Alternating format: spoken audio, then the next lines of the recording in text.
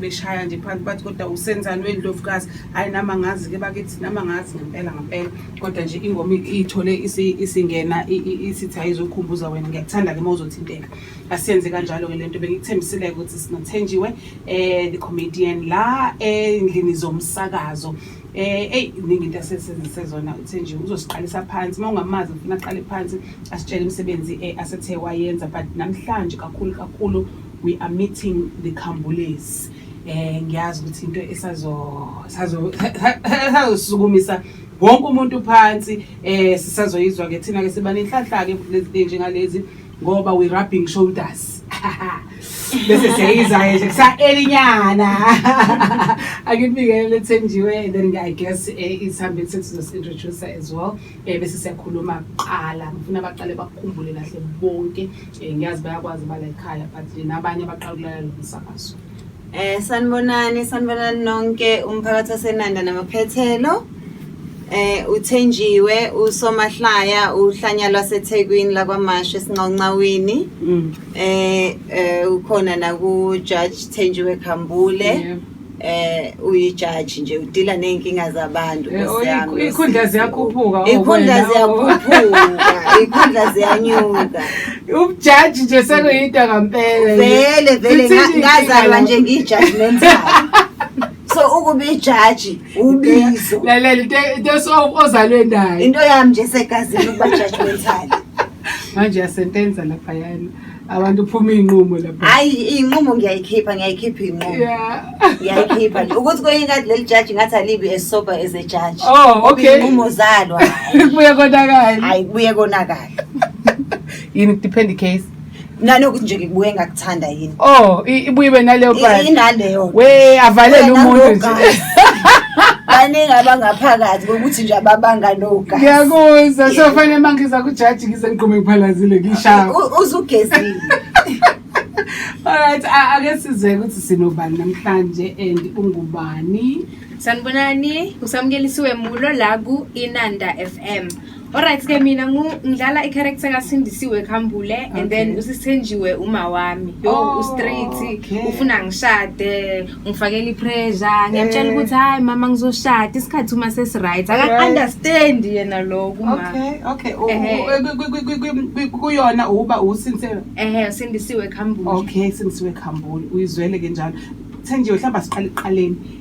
Ke usinikeze isithombe meet the Khambulesi isuke kanjani le concept and iza kanjani yabo unginike nje ngixoxele konke ngaphandle ukuthi ngibuze Meet the Khambulesi is sitcom esaqhuquzela ukuthi siyenze ngoba ngibona ukuthi ayuyanyuka umsebenzi wami amahlaya sengiyahamba ngiyoperforma kophesheya manje nje kade ngiko India ngiko Thailand and abantu base South Africa bawusupport kakhulu umsebenzi wami nabangahlali la within South Africa bahlala kwabanye amazwe and ngase ngakhumbula nami ukuthi yazi nathi sakhula ngezikhathi zodlame kunzima kodwa sasisimese sibuka osidumo kube khona injabulo so it was very important kumina ukuthi asike siyenze into enjengale ngoba phela njalo masibuka iTV istory esinomuntu omnyama kuyathakathwa kuyadutshulwana kuyagwazwa we're not about this siyahleka sinazi izinto ezinhle ezipositive ezenzekayo eziyimsangano yethu so I was like sanqonqoza yonke iminyango bangasivulela amanye afika kaMoja Love basamukela ngezandla ezivulekile ungathuthi umuntu uyafika ngoba into eziningi eSouth Africa uthola ukuthi ezethu ixoxa ngezitori zethu kodwa isaphethwa abelungu bathe ngamnandi kodwa mengingaba khona isangoma kungamnandi kodwa mase kube khona othakathayo kungamnandi ngaba badistort babhede angithi phela bona indlela abasiviewa ngayo ezabantu abamnyama so manje mase sithola ithuba lokuthi ake tshele thina sixoxe thina indaba zethu let us write our own history let us write our own stories and so Meet the Khambulesi is basically a comedy. It sets la eKZN ifamily yakwaMashu eyizigwili isuka khona ku Judge Khambule uJudge Khambule nomyeni wakhe umyeni wakhe uyena lo ummeli enkantolo kaJudge Khambule lendodakazi yabo inkinga yeJudge Khambule ke unayo yonke into unayo imali unomuzi omuhle kodwa manje kunento eyodwa uNkulunkulu angafuni ukumbusisa ngayo and aka understand ukuthi yini lengane ingashadi kwashada ingane zayo abasebenza emajalini na ingane yeJudge ingashadi kumayelana nani kwashada ingane zabantu Sekuze kwashada ngisho ingane yesisebenzi sakhe. Engane wayisa e-university ebiza kunawo wonke ama-university ngoba ethi ngeke uphela u4 years ngamtholanga umkhonyana ibuya nejazi kuphela. Yebo, ayibuyi namkhonyana. Kumayelana nani? And ngokukama sesikhambule noma ungaba nominani. Ngcono ngamtshela ukuthi awunamazinya ukuthi umtshela ukuthi awunawo umkhonyana. Ngoba yona mpini. Hawu. Okay. Umuntu wesifazane onjani onganayo. Hayi.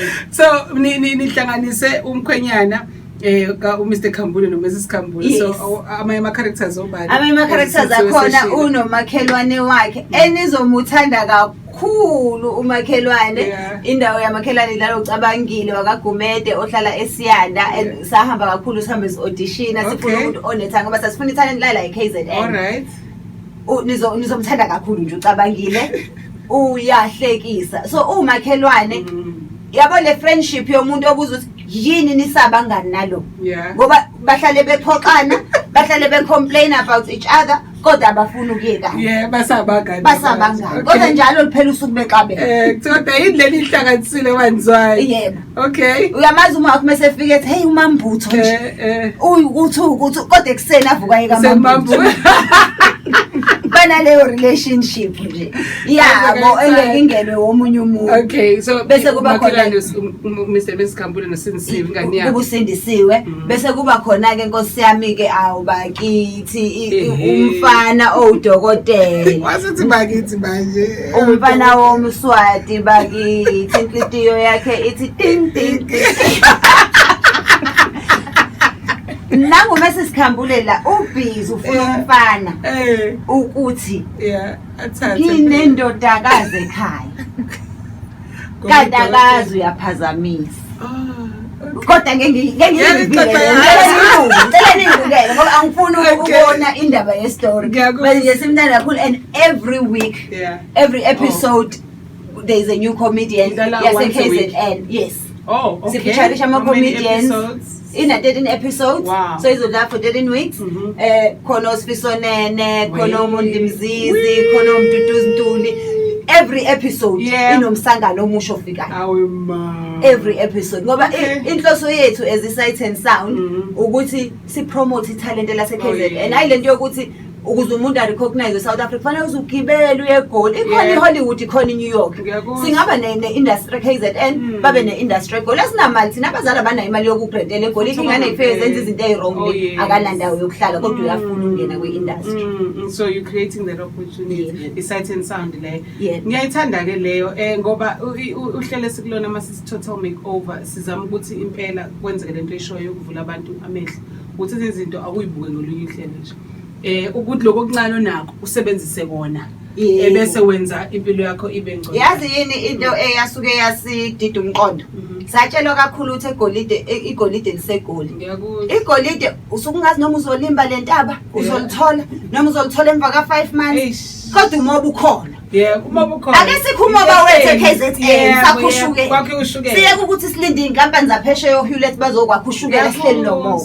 Ake siyeke nje ukuyofuna amandla ahlaza. Sisuka namandla ethu la. Yebo. Sisuka nawo amandla ethi siwatshala le kwezinye indawo. Siya kwezinye indawo.